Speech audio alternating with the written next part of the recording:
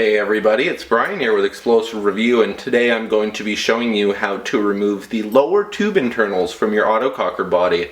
There's a couple of things that you'll need for this. First off being some Allen keys of the right size. The second being an autococker valve tool. If you don't have one of these, basically go no further. You'll need to buy one. You can get them off of eBay for a few dollars, or there's a couple of guys that make them on the autococker, or paintball forums I should say. This is going to be able to give you access to your valve, hammer, springs, all that business. You basically only need this if you want to actually take out your valve, which there are some cases where you'll need to, being, a leak, or if you want to actually change that valve. So first thing you're going to do, you're going to unscrew your caulking rod right here. We'll set that aside. Now you can pull out your whole bolt and back block assembly. So what you're going to want to do now, or what I usually do, is I will unscrew my IVG, which is this piece right here at the back. Unscrew that out. Your hammer spring will now fall out. Next thing you're going to do is you're going to actually remove the hammer itself. The way you do this, take your key through the hole in the top of the body there and just unscrew. You will see on the bottom there's a little lug right there that you can see. You're going to do that until that's basically flush with the actual hammer itself, and at that point, if you look just like that, it's flush now. It'll just fall out the back of your body. It looks like this, so that's what you were unscrewing there. So at this point, we've removed the whole hammer assembly. This is the part where you need the valve tool for. So if you take this, you put it right down inside the body, you'll feel it seat. You'll need to twist it, sometimes fairly hard, depending on how long the stuff has been in there. You're going to unscrew, and out will come this piece right here, which is your valve retaining nut right there. And then final step, you're going to take your key to this piece right here. We're going to unscrew that, take it all the way out.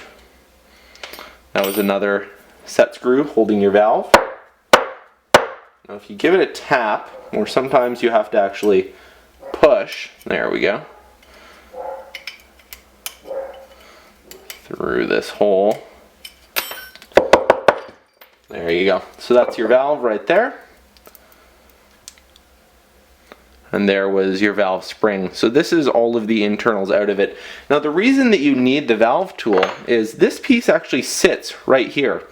And so if you tried with a normal Allen key, this would get in the way right here and there's no way to take it out. So what this actually does, it has a hole down the center of it. So when you put it in, it allows you to actually get it right over the top and screw that in.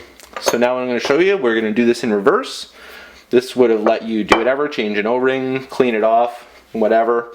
So what I usually do is I take it, I actually set it up just like this. Get my spring on there. I take it and I basically just push the whole assembly back in. You'll be able to look through the bottom holes there to see it seat. Sometimes you actually have to ditch this for this part. What you're basically doing is you're pushing the valve back in. Sorry, I think I was taking that off camera there.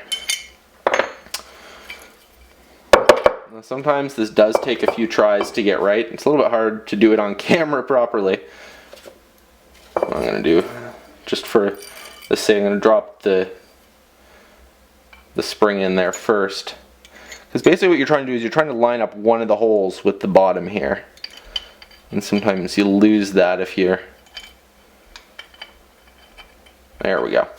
So what I usually do is I use one hand to push this.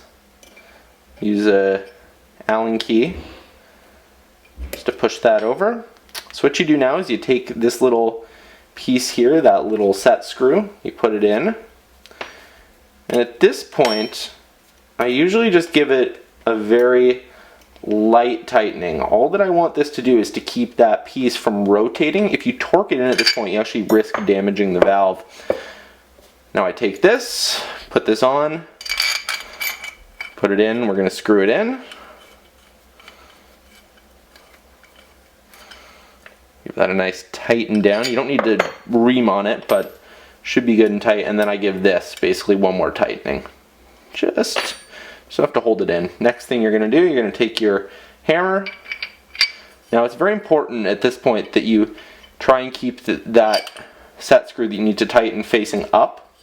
You're going to drop that in there, tighten it back down until it's approximately the level that you had it before, or you'll have to go through and do your tuning for your timing. Put this back in, put this back in,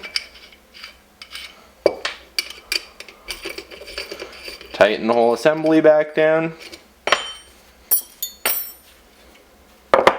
And that's all there is to it. Now I assumed obviously for the purposes of this video that you know how to get your frame off and everything like that. It's just these two screws here, and that's really all you need to take off in order to access this stuff. And I mean, I guess to totally finish up, we'll put this back in.